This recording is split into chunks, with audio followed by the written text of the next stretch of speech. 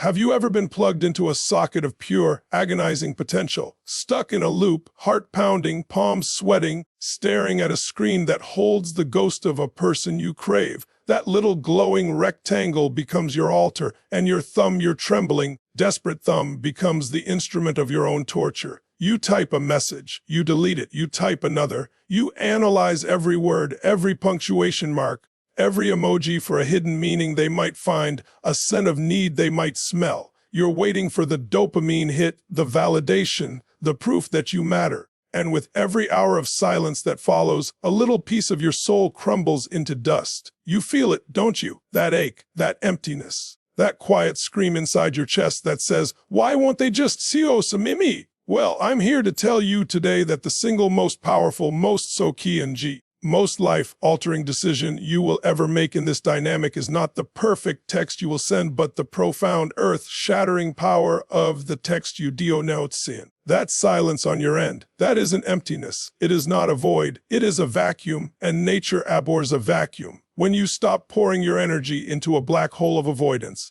you create a gravitational pull so fierce, it doesn't just change the game, it changes the entire universe of your self-worth. This isn't about playing games. This is about winning the war for your own soul. This is about reclaiming the God-like power you gave away, one desperate text at a time. Get ready, because we are about to dive deep into the psychology that will not only get you off the floor, but will launch you into a stratosphere of personal power you forgot existed. Let's get one thing straight right now. This has nothing to do with manipulation. This is not a tactic from some cheap playbook. This is about the fundamental laws of human economics. And what is the most valuable currency in the modern world? It's not money. It's not status. It is attention. Your attention is your life force. It is your focus, your emotional investment, your mental real estate. And when you are in a dynamic with an avoidant, you are essentially pouring this priceless life-giving currency into a bottomless pit. You are investing in a company that gives you no return, no dividend, not even a statement. You are a shareholder in your own emotional bankruptcy. And the avoidant, they are the black hole that consumes your light and gives back nothing but a crushing gravitational pull. So what is the first and most profound step? You stop the investment. You pull your attention. You declare emotional bankruptcy on a losing venture so you can reinvest in the most valuable asset you will ever own. Yo, ourself, think about it. What is the core dynamic? You chase, they withdraw. You text, they delay, they give a crumbs-based response, or they vanish. This cycle has been programmed into your nervous system. The moment you feel the anxiety of their absence, your brain screams, Dio so much Rachel, fixate you. And that text, that hey, how are you? Or that's everything okay isn't a message, it's a hit. It's a desperate attempt to self-soothe by trying to control the uncontrollable, another human being. But here's the shocking truth: when you withdraw your attention, you are not being passive, you are being profoundly active. You are initiating the most powerful sequence in the history of this dynamic. You are changing the rules. You are no longer a player in their game, you have just become the rule maker of your own. This withdrawal creates what I call a power vacuum. For weeks, months, maybe years, you have been the consistent source of pursuit. You have been the predictable element in an unpredictable equation. You have been the one keeping the connection on life support. When you suddenly, decisively, and peacefully stop, the entire system shudders.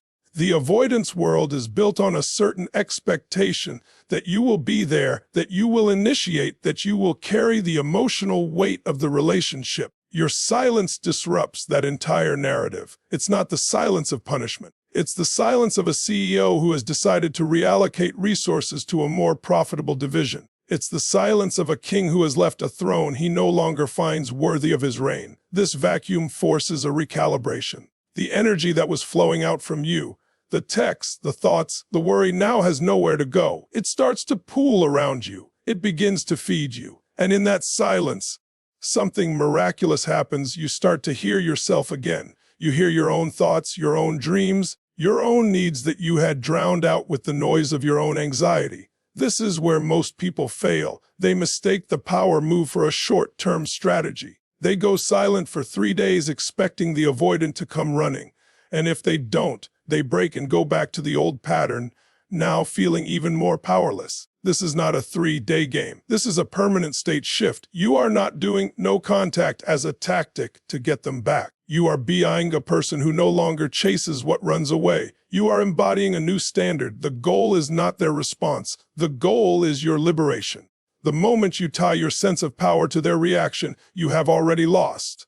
The power move is complete the second you decide from the very core of your being that your attention is too precious to waste on someone who treats it as an option. The shockwave from that single decision will ripple through every area of your life. You will start to withdraw attention from dead-end jobs, from toxic friendships, from self-sabotaging habits, because you have tasted what it means to be the source of your own value, and you will never again volunteer to be a beggar in someone else's emotional kingdom. You have to understand the internal world of an avoidant to truly harness this power. Their entire psychological framework is built around maintaining distance and control. They create connection through absence. Their narrative is one of self-reliance, of not needing anyone, of being the lone wolf who is fine on their own. But this is a fragile castle built on sand. It requires one thing to stand: a willing participant who validates it. That was you. Your chasing, your texting, your anxiety. All of it confirmed their story. It screamed, "You are right to be distant. Look at this needy, unstable person. You are better off alone." Your pursuit was the proof they used to justify their own emotional imprisonment. But what happens when the proof vanishes? What happens when the needy, unstable person suddenly becomes a ghost? Your silence is not empty. It is deafening. It is a mirror held up to their own behavior. And for the first time, they are forced to look into it. When you are constantly communicating, you are giving them data to analyze and reject. You are feeding the drama. But when you go silent, you give them nothing but the echo of their own choices. There is no text to overanalyze. There is no emotion to manage. There is no problem to solve. There is just space. And in that space, their own mind begins to turn on itself. The narrative breaks. They can no longer paint you as the crazy one, because you have exhibited the ultimate form of sanity, walking away from what does not serve you. They can no longer see themselves as the victim of your demands, because you are making no demands at all. This is where the real psychological shift occurs. The avoidant is subconsciously accustomed to a certain level of background noise from you. Your emotional energy is a constant, low-grade hum in their life. When that hum suddenly cuts out, the silence is jarring. It creates cognitive dissonance. Wait, why are they so quiet? Did I do something? Are they seeing someone else? Are they over me? Their own anxiety, which they project onto you, now has no external target. It boomerangs back to them. For the first time, they are the ones sitting with the uncomfortable feeling. They are the ones wondering, waiting, and staring at the phone. You have not said a word, and yet you have communicated the most powerful message possible. I am no longer participating in the drama you created. I am at peace without you. This forces them out of their passive role. In the dynamic, you are the active chaser, and they are the passive object being chased. By going silent, you force them to become the active party. The question is no longer, how will I respond to their text? The question becomes, do I have the courage to break this silence? Do I have the courage to face the person I have been dismissing? This is a terrifying prospect for an avoidant, because initiation requires vulnerability, and vulnerability is their kryptonite. Your silence, therefore, becomes the ultimate test of their interest and their capacity for growth. If their interest is genuine, the vacuum you created will eventually pull them in. They will have to overcome their own programming to reach out. And if their interest was only in having you as a safety net, your silence will reveal that too, because they will simply fade away, giving you the clearest answer you will ever get. Either way, you win, because you are no longer wasting your life trying to decipher mixed signals. You have sent the clearest signal of all through your peaceful, powerful, and profound silence. Every time you draft that text, you are not just typing words. You are conducting an energy transfer. You are taking your vital life force, your focus, your creativity, your passion, your hope, and you are beaming it directly into a void. Imagine you have a bank account of mental and emotional energy. Every minute you spend obsessing over what to text them, every hour you spend waiting for a reply, every day you spend analyzing their social media, you are making a massive withdrawal from your account and handing the cash over to a ghost. It's no wonder you feel drained, exhausted, and hollow. You are in a state of perpetual energy bankruptcy, funding a relationship that doesn't even exist. The decision to not text is the decision to finally, mercifully, close that account. It is the moment you fire the financial advisor who has been stealing from you for years. It is the moment you stop the bleeding. And the moment the bleeding stops, a miraculous process begins healing.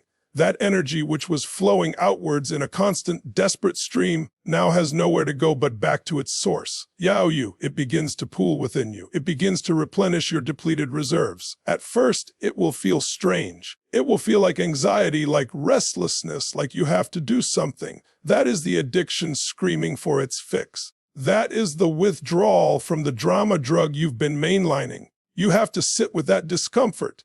You have to feel it, acknowledge it, and let it pass without acting on it. And as you do, a transformation occurs. The restless energy slowly morphs into pure potential. The mental RAM you were using to obsess over them is now free. What can you do with it? You can finally read that book. You can finally start that workout regimen. You can finally pour yourself into your career, your art, your hobbies, your friendships. You can finally learn the guitar, take a cooking class, go for a hike. You begin to reinvest in yourself. And with every small investment, your internal energy account grows. Your confidence, which was tied to their validation, begins to find its own foundation. It's built on things you have actually done, on skills you have actually mastered, on a life you are actually building. This is not just about moving on. This is about alchemy. You are taking the toxic, painful energy of that relationship and you are transmuting it into fuel for your own renaissance. The pain becomes purpose. The anxiety becomes action. The longing becomes ambition. You stop being a satellite orbiting their planet and you become the sun of your own solar system. People will notice. They will see a new light in your eyes, a new strength in your posture, a new peace in your presence. You are no longer the person who was constantly seeking. You are becoming the person who is self-contained, powerful, and whole.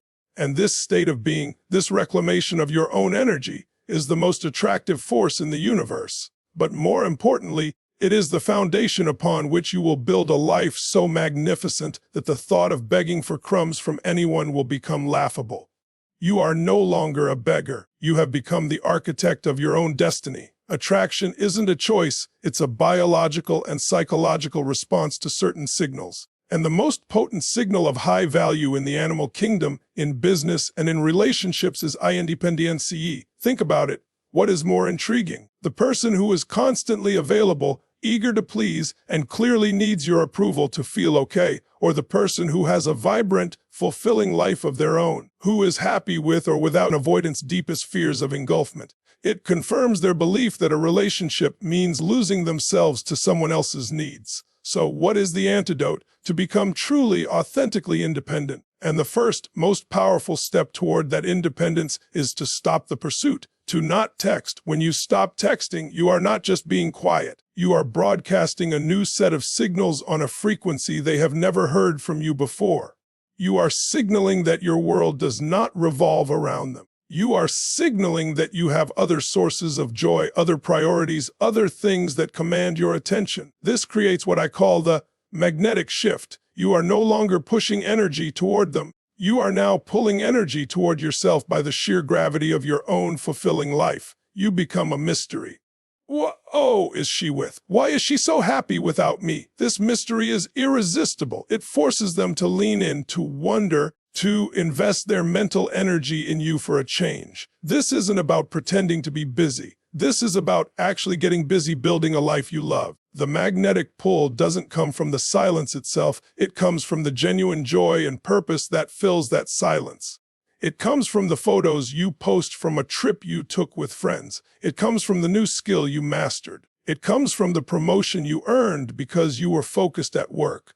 It comes from the radiant health you cultivate because you're sleeping, eating, and exercising instead of lying awake analyzing texts. This authentic transformation is what becomes truly irresistible. You are no longer the person who needs them. You have become the person they are lucky to have. You have shifted from a position of lack to a position of abundance. and in a state of abundance, you are no longer desperate for a single drop of water because you have found the entire ocean within yourself. This is the ultimate power. This is what makes you magnetic. Let's call this what it really is, an addiction. You are not in love, you are addicted to the chemical roller coaster this person puts you on. And the engine of this addiction is a psychological principle called intermittent reinforcement. It's the same mechanism that hooks people to slot machines. If you knew you would never win, you'd walk away. If you knew you would win every time, it would become boring. But a slot machine pays out just often enough and at random, unpredictable intervals to keep you desperately pulling the lever. The uncertainty is what creates the obsession. Your avoidant partner is your human slot machine. The payoff is their attention, a good text back, a moment of vulnerability, a great date, a hint of the person you know they could be. These payouts are rare and unpredictable. Most of the time you get nothing, the silence, the distance, the coldness, the losses. But those occasional, random payouts flood your brain with dopamine, the neurotransmitter associated with reward and seeking. Your brain becomes wired to believe that if you just keep pulling the lever, if you just send one more text, try one more perfect approach, wait one more day, the big payoff is just around the corner. This is a trauma bond. It's an addictive biochemical attachment to a source of pain and pleasure. The decision to not text is the decision to walk away from the slot machine. It is the single most powerful act to break this addiction. When you stop pulling the lever, you are forcing your brain to go through withdrawal. You will crave the hit. You will feel anxious, empty, and compelled to go back.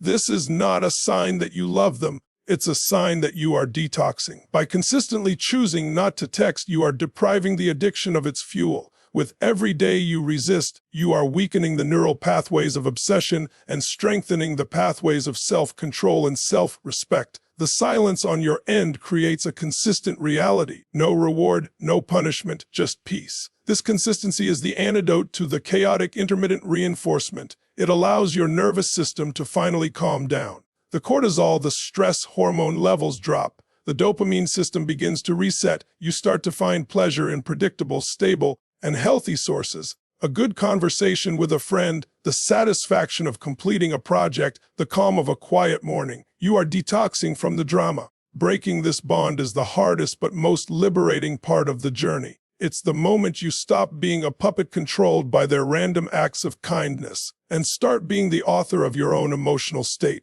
You reclaim your brain, your biochemistry, and your life. This entire journey culminates in one profound identity shift. You are no longer the chaser. You are now the chooser. For so long, your role was defined by pursuit. Your worth was defined by your ability to elicit a response, to earn a crumb of attention, to convince someone to love you. This is a powerless, desperate identity. It places your fate entirely in the hands of another. The chaser is always waiting, always hoping, always negotiating from a position of lack. By mastering the power of not texting, you shatter that identity. You are no longer defined by your pursuit of another. You are defined by your standards for yourself. You move from a state of reaction to a state of creation.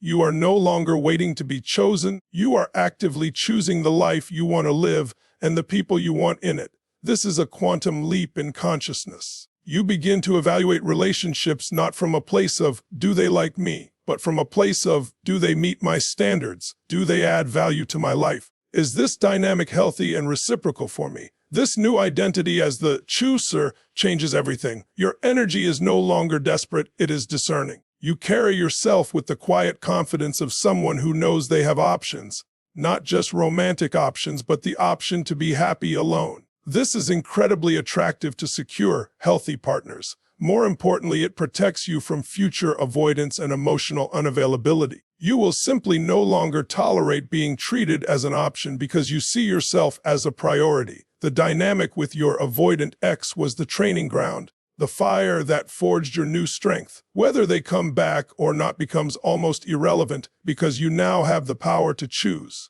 And you may very well choose that they no longer meet the standards of the empowered, whole, and magnificent person you have become. You have rewritten your relationship destiny from one of lack and pursuit to one of abundance and choice. What we have explored today is not a set of manipulative tricks to win back an avoidant partner.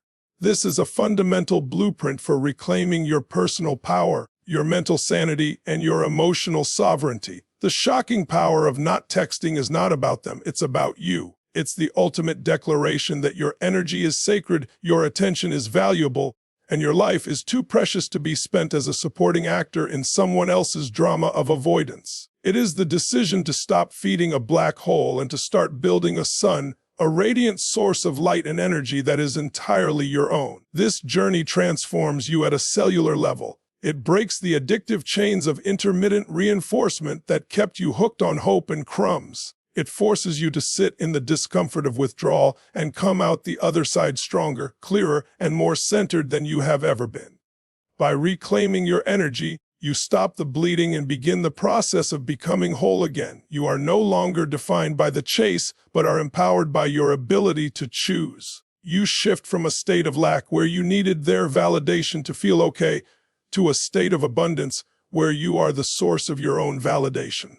The magnetic shift that occurs is not a game, it is a natural law. When you become a person with a vibrant, independent life, with boundaries, and with an unshakable sense of self-worth, you become irresistible. You are no longer repelling people with your neediness, but are attracting them with your wholeness. This principle will not only transform your romantic life, but will revolutionize your career, your friendships, and your relationship with yourself. You will command respect not by demanding it, but by embodying it. So I want you to make a decision today, right now.